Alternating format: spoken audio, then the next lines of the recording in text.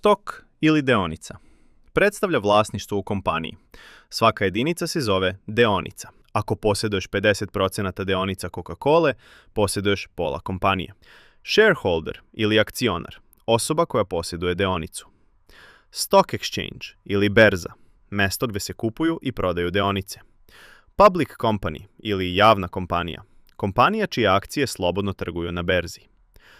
IPO ili inicijalna javna ponuda, dan kada kompanija prvi put počinje sa trgovanjem na berzi sa ciljem prikupljanja novca i povećanja vrednosti.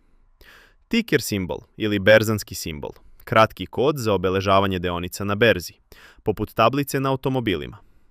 Market cap ili tržišna kapitalizacija, ukupna vrednost kompanije na berzi.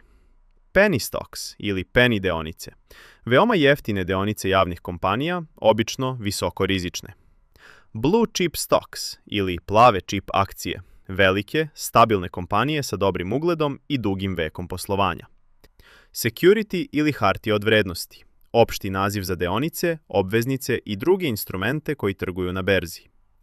Asset ili imovina, sve što ima komercijalnu vrednost i u vlasništvu je kompanije ili pojedinca. Commodity ili sirovine, osnovna roba koja se standardizovano trguje, zlato, srebro, nafta, gas.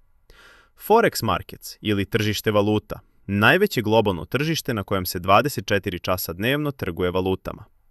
Bond ili obveznica, dužnička hartija od vrednosti, država ili firma, uzima zajam od investitora i obavezuje se da vrati glavnicu plus kamatu.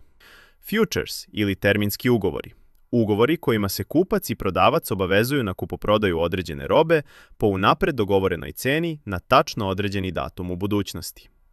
Options ili opcije, financijski instrumenti koji kupcu daju pravo, ali ne i obavezu, da kupi ili proda osnovnu imovinu po unapred dogovorenoj ceni do određenog datuma. ETF ili berzanski fond, investicioni fond koji sadrži korpu različitih akcija, obveznica ili roba, a kupuje se i prodaje na berzi kao obična akcija. Indeks ili berzanski indeks, statistički pokazatelj koji meri promjenu vrednosti grupe reprezentativnih akcija i služi kao mera stanja tržišta ili sektora.